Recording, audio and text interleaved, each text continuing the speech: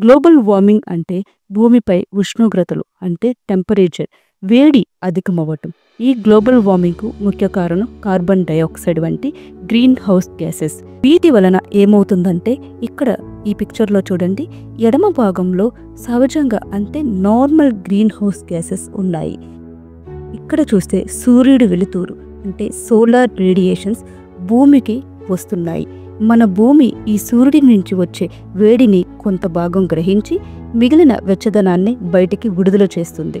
కానీ అక్కడ అడ్డుగా ఉన్న ఈ సహజంగా ఉండే గ్రీన్ హౌస్ గ్యాసెస్ భూమి విడుదల చేసిన కొంత వేడిని బయటికి వెళ్లకుండా పట్టుకుంటాయి.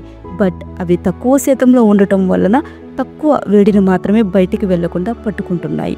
సో అలా ఎక్కువ వేడి తిరిగి అంతరిక్షంలోకి వెళ్ళిపోతుందన్నమాట. సో ఇలా గ్రీన్ హౌస్ గ్యాసెస్ పట్టుకుని ఉండే వేడి వలన మన భూమి కొంత వేడిగా మారుతుంది. కానీ ఇది మనం బ్రతకడానికి అవసరమైన వేడి మాత్రమే, చాలా ఇబ్బంది పెట్టే వేడి కాదు. ఇంకో వైపు చూస్తే అదే కుడి భాగంలో మనుషులు ఎక్కువగా బొగ్గు, వెహికల్స్, అడవులను నాశనం చేయటం వంటివి చేయటం వలన వాటి నుంచి కార్బన్ డయాక్సైడ్, మీథేన్ లాంటి గ్రీన్ హౌస్ వాయువులు ఎక్కువగా విడుదలవుతున్నాయి. ఇక్కడ చూసుకుంటే సూర్యుడి ఇచ్చే వేడి ఎడమవైపు ఉన్నట్లే వస్తుంది. భూమి ఇక్కడ కూడా సూర్యుడి నుంచి వచ్చే వేడిని కొంత భాగం గ్రహించి మిగిలిన వెచ్చదనాన్ని బయటికి విడుదల చేస్తుంది.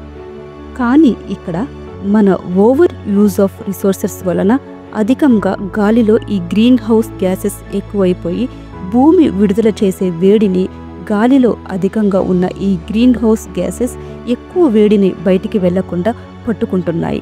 మీన్స్ అవి ఎక్కువ శాతంలో ఉండటం వలన ఎక్కువ వేడిని బయటికి వెళ్లకుండా పట్టుకుంటున్నాయి అన్నమాట. సో ఇక్కడ తక్కువ వేడి తిరిగి అంతరిక్షంలోకి వెళ్ళిపోతుంది. ఇలా గ్రీన్ హౌస్ గ్యాసెస్ పట్టుకుని ఉండే ఎక్కువ వేడి వలన మన భూమి చాలా వేడిగా మారుతుంది. దీనినే గ్లోబల్ వార్మింగ్ అంటాం.